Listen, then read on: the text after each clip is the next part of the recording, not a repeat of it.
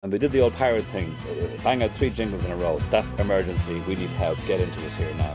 And sure, we ended up at 6 in the morning up on people's rooftops and up at big blooming aerials. Pirate radio was for making money, and nothing else. I mean, I knew I was breaking the law, but I knew also that like, it was a Robin Hood vibe. When people were going, yeah, you're great, you know, play music or whatever, the law wasn't asked. Political parties would always advertise on pirate stations during election times. They weren't playing music for slappers in the street, and that's where the money is. But the RTE thing was, it was more kind of fill out the form, make an appointment.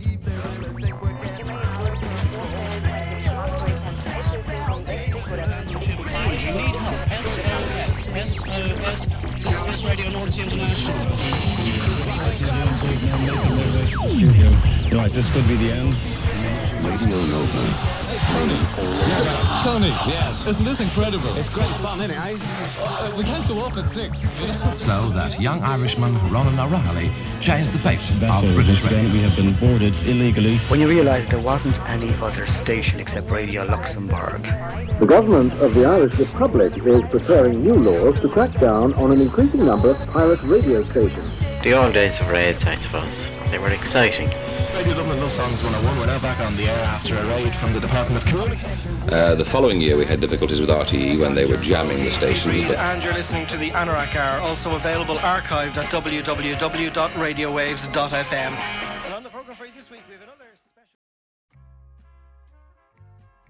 special... Most of the radio stations were, the transmitters were on the top floor. So if you knew, you'd know a raid was on the way, because they were all downstairs, the Post and Telegraphs as they were at the time, and you'd hear them coming up. So all you had to do really was take out the valve, and then it wasn't a transmitter anymore. And that legally, you know, you could uphold that legally, and that's what happened with a lot of them. So it was just a matter of the P&T to work out how to get their timing right, so that you didn't know they were coming in and they could raid and take the thing away.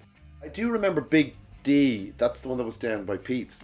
I can remember they had a steel door across the floor of the studio.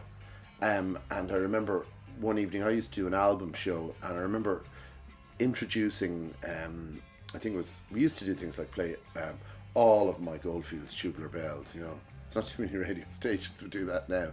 And being fascinated while drinking copious amounts of beer, which was another thing you were always able to do in pirate radio, because there was no quality control over the broadcast, and more besides, watching the door heaving as the guards, you know, obviously using some sort of battering ram. A large number of Gardaí and ununiformed personnel, they may have been from the Post and Telegraphs, I'm not sure, had broken their way in, which I think they would have had to do anyway, because we did have steel doors, and they were raiding to take away transmitters. And Denis was like in tears. I remember how terrible last night we were raided by such and such, and I thought it was all kind of pretty exciting, to be honest.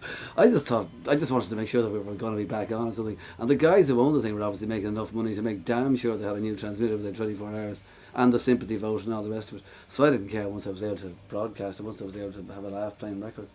And they did really wreck the place. I mean, there's a photograph of me. I was absolutely devastated, because I had a huge collection of records, and literally they were very, a lot of them were damaged.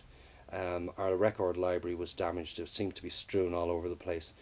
There were walls broken, there was equipment. It just looked like the place had been raped. And they came and swarmed all over the place.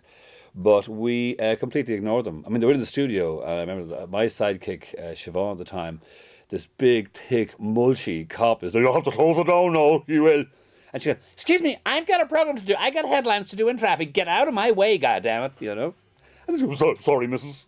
And he moves out of her way. Just straight in the door with the warrant. Up the stairs.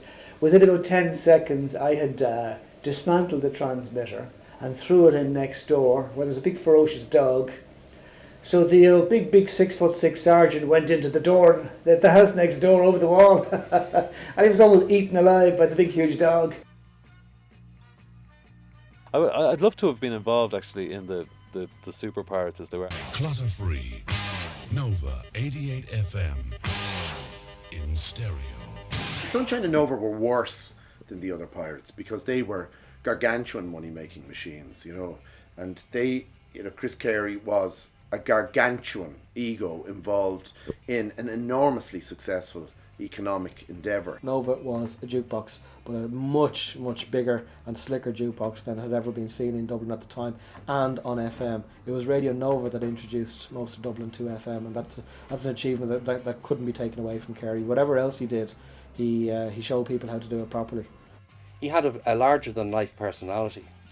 Chris would come in and sack you because he didn't like you. In-house in Nova, there was ferocious bitching and infighting going on. But let you come along, for argument's sake. If Michael arrives along and says Nova's a lot of crap, and the two people who hate each other within Nova would unite in public and defend that station to the death.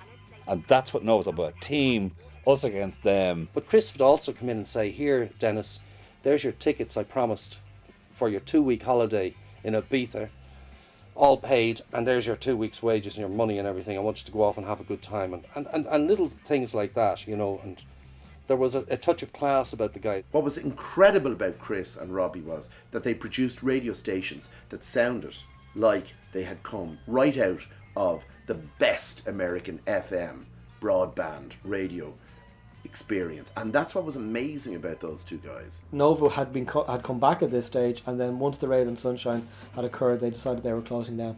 And in the slickest piece of radio marketing ever, they went and marketed this big close down for 6 o'clock that evening, and with all the DJs coming in and saying goodbye and explaining that they would never be back again and this was the end of an era, the city was just whipped into a complete frenzy. And by 6 o'clock, there's thousands of people on the streets. Very clever marketing exercise, because within 48 hours they were back on anyway.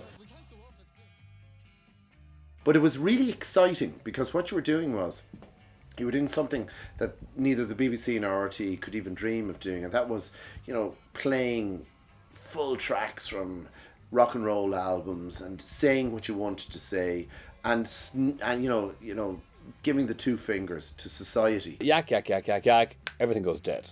I go, oh no. And just on air I go. Can I swear on this?